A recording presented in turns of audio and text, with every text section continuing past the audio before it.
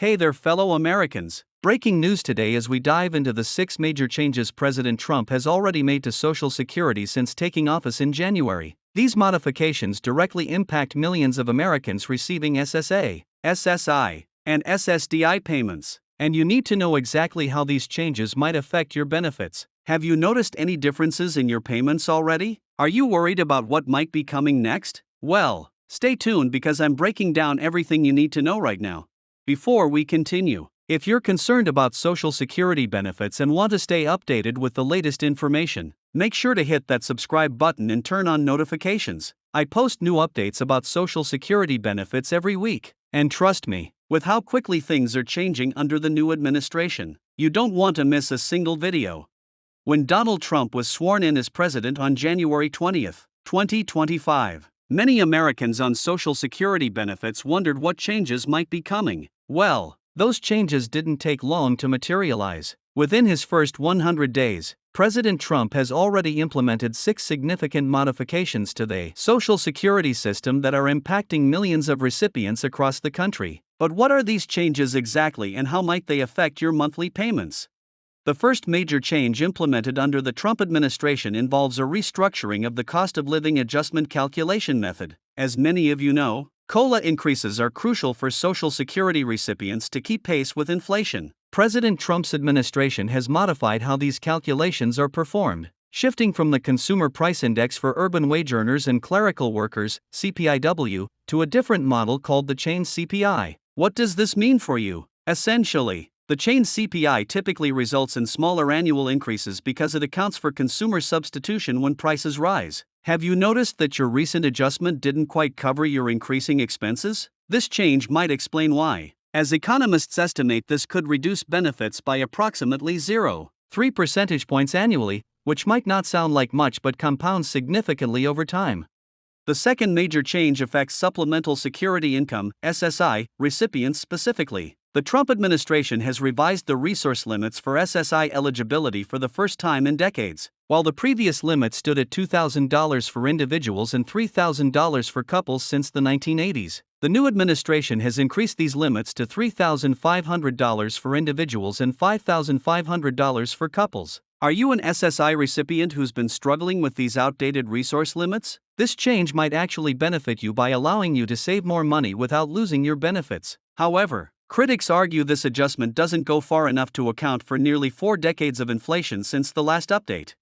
The third significant modification involves how the Social Security Administration handles disability claims for Social Security Disability Insurance, SSDI. President Trump has directed the SSA to implement stricter review processes for disability applications and has increased the frequency of continuing disability reviews for current beneficiaries. What does this mean if you're currently receiving disability benefits? You may face more frequent reviews of your medical condition to determine if you still qualify. The administration claims this will reduce fraud and ensure benefits go only to those truly unable to work. But disability advocates worry this will result in legitimate beneficiaries losing crucial support. Have you or someone you know already received notice of an upcoming review that seems earlier than expected? Fourth on our list is a change to the retirement earnings test thresholds. For those collecting Social Security retirement benefits before reaching full retirement age while still working, there are limits to how much you can earn before your benefits are temporarily reduced. The Trump administration has adjusted these thresholds, allowing early retirees to earn slightly more before facing benefit reductions. In 2025, if you're under full retirement age for the entire year, you can now earn up to $22,500 before any reduction occurs, up from previous limits. Is this change enough to make a difference for working retirees? Some experts say it provides modest relief but doesn't address the fundamental challenges facing those who need to work while collecting early benefits. The fifth major change involves how the Social Security Administration delivers services. President Trump has accelerated the closure of in-person Social Security field offices in favor of digital services, continuing a trend that began years ago but has now intensified. The administration claims this modernization saves taxpayer money and improves efficiency. But what about seniors and disabled Americans who struggle with technology or lack reliable internet access? Many advocacy groups are concerned these closures disproportionately impact vulnerable populations who rely on face-to-face assistance to navigate the complex benefits system. Have you tried to visit your local Social Security office recently only to find it closed? This may be part of this broader shift toward digital services.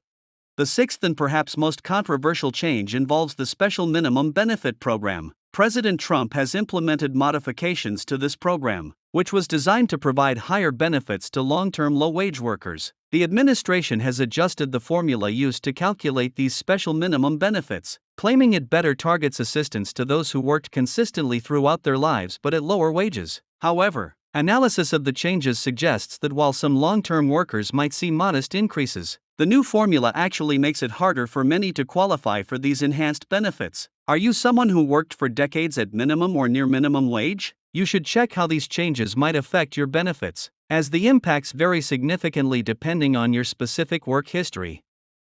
Beyond these 6 implemented changes, the administration has signaled that more modifications may be coming. President Trump has repeatedly mentioned his desire to address what he calls structural problems within the Social Security system to ensure its long-term solvency. What might these future changes look like? While nothing is confirmed yet, policy experts have pointed to several possibilities being discussed, including adjustments to the retirement age for younger workers, changes to the benefit calculation formula, and potential modifications to how Social Security taxes are collected and at what income thresholds.